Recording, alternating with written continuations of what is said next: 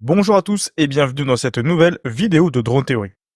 Dans cette vidéo, nous allons présenter la troisième étape de la SORA. Avant toute chose, je vous rappelle que Drone Theory, c'est une plateforme de révision et de préparation pour passer vos examens STS théoriques, mais également Open A2. Il est également possible maintenant de passer directement votre examen en ligne grâce à notre partenaire PrépaDrone.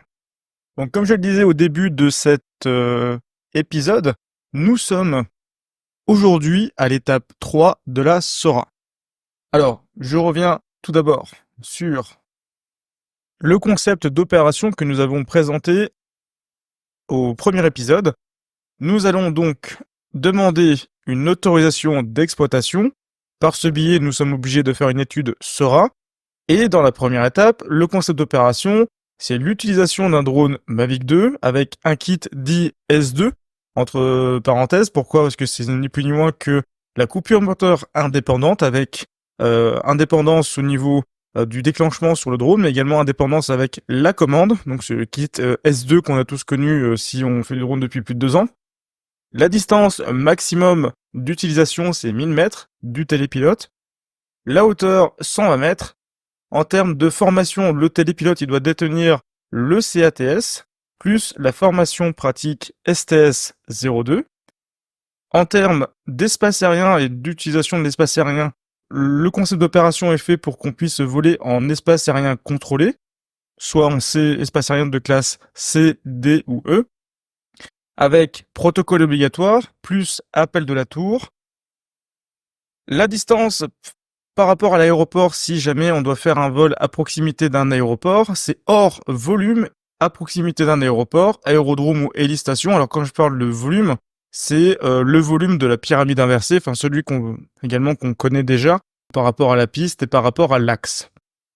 Au niveau de la zone au sol, c'est zone non peuplée. Alors justement, là c'est important pour ce troisième épisode, de savoir dans quelle zone et quelle densité de population nous allons survoler. En termes de vitesse, on limitera la vitesse à 5 mètres par seconde. Et je rappelle que le Mavic 2 a un poids maximum de 905 grammes, des dimensions de 322 sur 242 sur 84 mm. La distance de notre zone de contingence dans ce concept d'opération, on l'avait déterminée à 50 mètres. Alors, je le rappelle, c'est soit 3 secondes à la vitesse d'utilisation maximum. Donc dans mon cas, j'aurais pu mettre 15 mètres. Et j'ai choisi d'augmenter cette distance et cette zone de contingence justement pour me permettre de me laisser le temps de faire des procédures dites d'intervention.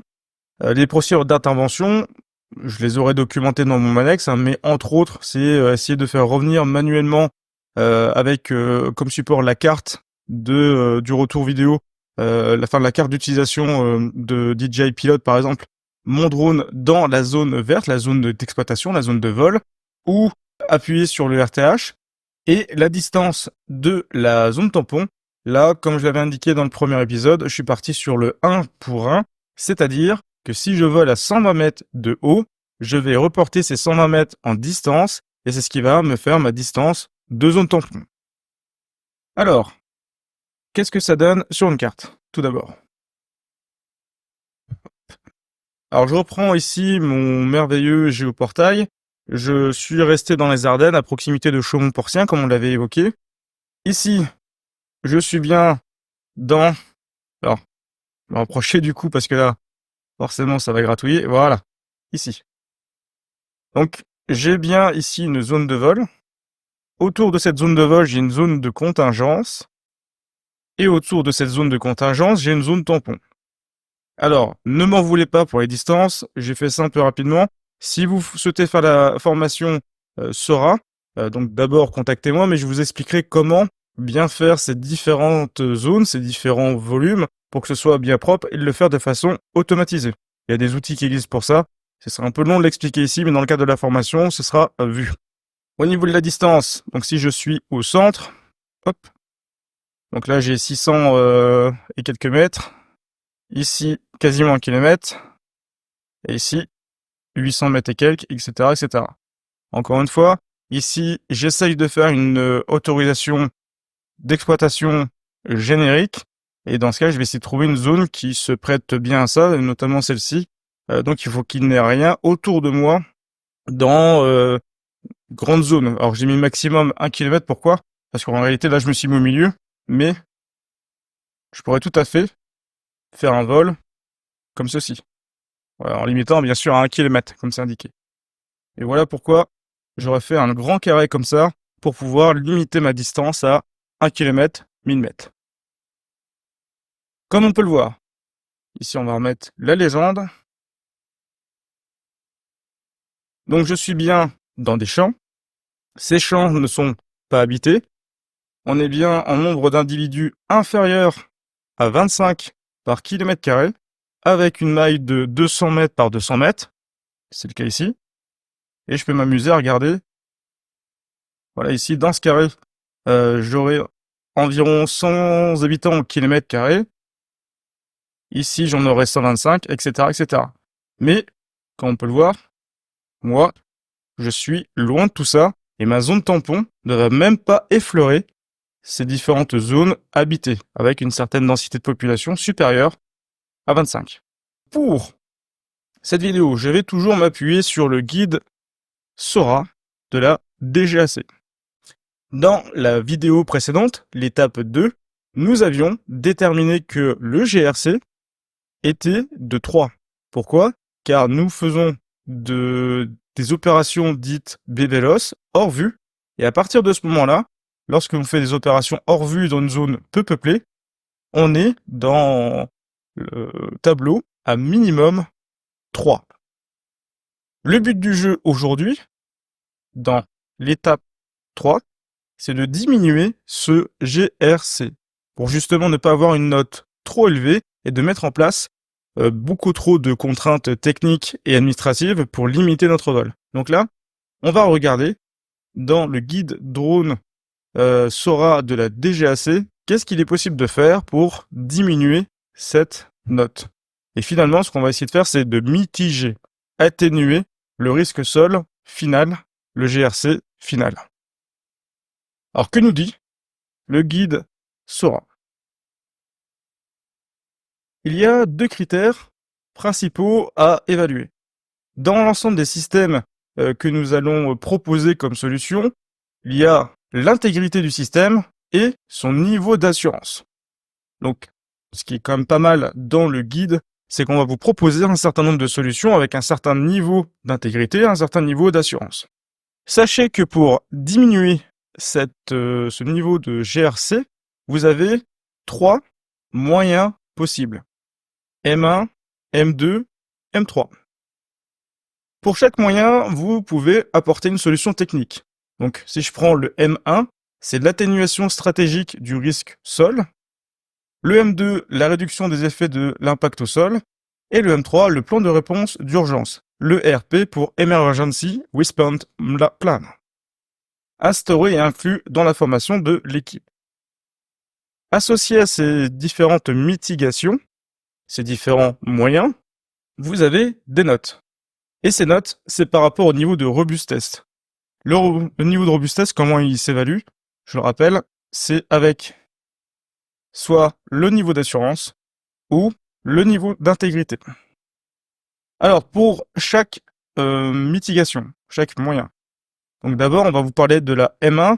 Donc la M1 est une mesure stratégique, elle vise donc à diminuer avant l'opération le nombre de personnes exposées au risque, et elle se décompose en 2 critères.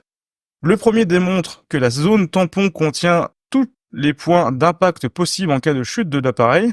Sa définition s'appuiera sur la partie sécurité du concept d'opération et le calcul balistique qui est demandé. La règle du 1 pour 1 pouvant ne pas être estimée suffisante quand le concept d'opération montre que l'appareil de drone peut parcourir une grande distance en cas de chute. Alors, dans ma stratégie, comme vous le savez, je suis parti sur la règle du 1 pour 1. Mais ce petit encart est essentiellement fait d'ailleurs pour les voleurs fixes, les avions, les ailes volantes, etc., etc. Pourquoi? Parce qu'une aile volante ou un avion, c'est quand même une plus grande vitesse qu'un multirotor. Et d'ailleurs, j'ai indiqué dans mon concept d'opération limiter la vitesse à 5 mètres par seconde, ce qui est très faible en réalité. Pour un avion ou une aile, il faut prendre grosso modo des vitesses autour de 15 mètres par seconde. Donc là, ça, bien entendu, les distances commencent à être beaucoup plus grandes. Et l'énergie d'impact au sol, en cas de dispositif comme AFTS, une coupure moteur, sera également un peu plus importante. D'où la justification de ça. Du coup, dans mon cas, le multirotor, le petit Mavic 2, c'est pas mon cas, voilà. Le second permet de démontrer que le nombre de personnes exposées dans cette zone tampon, et donc les géographies de vol et volume de contingence qu'il contient, est réduit. Donc, ça peut être le cas avec le vol de nuit. Le vol de nuit, forcément, il y aura un peu moins de monde dehors. Les personnes sont abritées. Il y a soit un couvre-feu également, ou l'appareil est équipé d'un buzzer. Exemple, si on démarre le FTS, on le déclenche à distance. En même temps, ça va déclencher un buzzer et les gens vont regarder vers le ciel et vont reculer ou se mettre à l'abri. Donc ça, c'est un moyen, une mitigation qui est possible de mettre en place pour gagner des notes, sa note en tout cas, pour le M1. Ou encore par l'organisation de l'opération, accès interdit par des barrières, des observateurs garantit que les gens restent à l'intérieur d'un bâtiment et ces mesures doivent être justifiées. Alors, autre moyen. Donc là, on a vu les deux premiers. Et ici, on voit bien la phrase en gras, et celle-ci, elle m'intéresse beaucoup. Pourquoi? Parce que la mesure M1 permet d'atténuer d'un point le GRC si le nombre de personnes exposées est réduit d'un facteur 10 dans la zone tampon. Par exemple, pour justifier d'un M1 à -1, il est nécessaire de démontrer que la population exposée est divisée par 10 par rapport à l'évaluation faite en étape 2. Pour obtenir un M1 à -2, la population exposée doit être divisée par 100, etc., etc.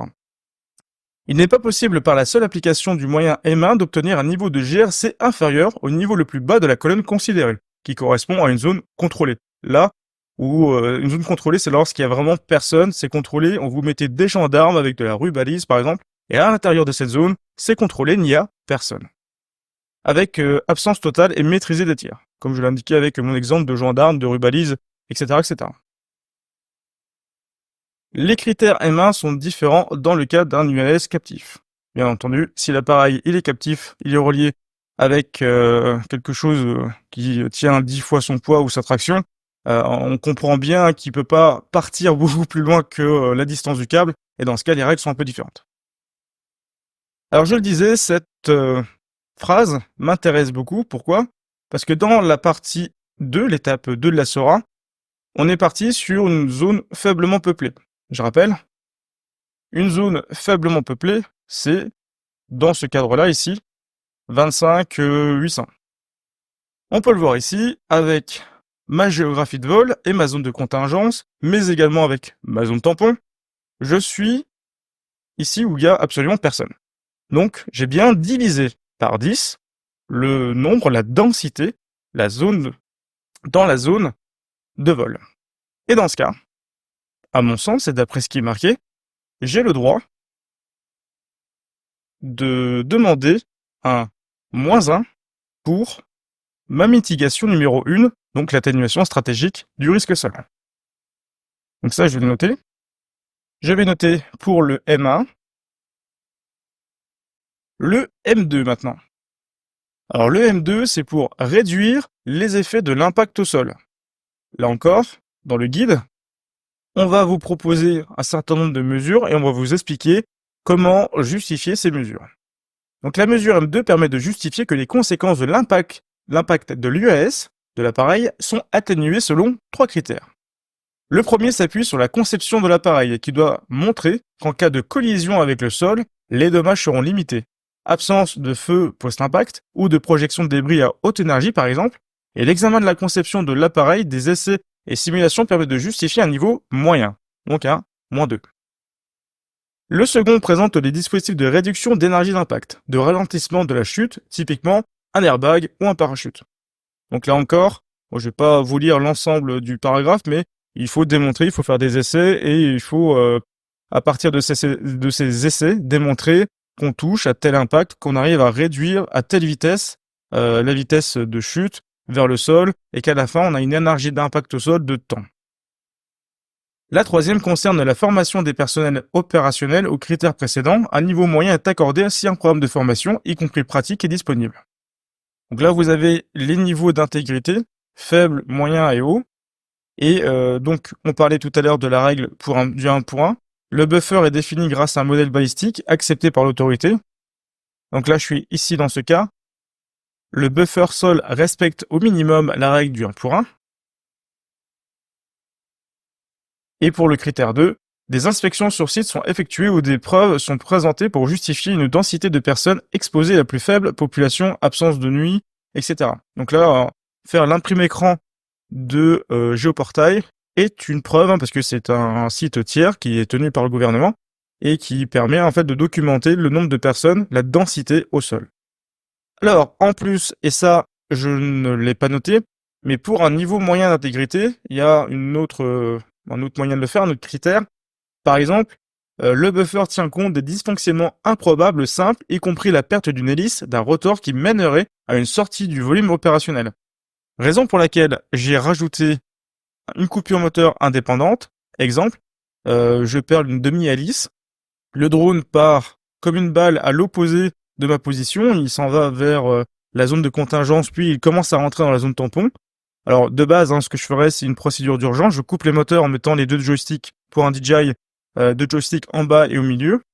Et si ça fonctionne pas, je mettrai en œuvre le FTS pour couper les moteurs de façon indépendante. Donc quelque part, j'ai mis une solution technique qui me permet et qui pourrait me permettre de justifier un niveau moyen. Alors, dans mon cas, sachez-le, je vais pas le demander. Je vais rester ici avec un niveau 1, mais malgré tout, je pourrais essayer de le gratter par exemple. Alors ici, on est sur les critères pour justifier un niveau, selon un niveau faible, moyen ou haut pour la mitigation 2, donc l'atténuation des effets de l'impact au sol. Alors pour moi, étant donné que je ne vais pas mettre de parachute sur mon Mavic 2, je pourrais pas ici essayer de gratter quelque chose et d'essayer de diminuer ma note. Donc il sera faible ou voire aucun. Et à partir de là, la note, on peut le voir en haut, sur la mitigation 2, c'est 0. Donc là, je vais le noter.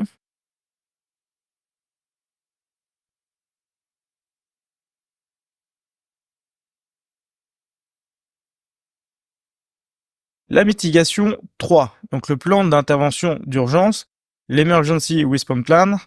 Donc ici, c'est juste d'avoir et de documenter de façon correcte et cohérente un ERP, un plan d'intervention d'urgence.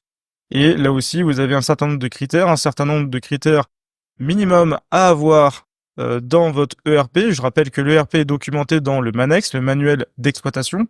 Et à minima, vous devez retrouver ça. Donc ça, pour le coup, je dis pas que c'est donné, mais si vous documentez tout ça et que vous appliquez ces procédures, à partir d'un moment, ça marche.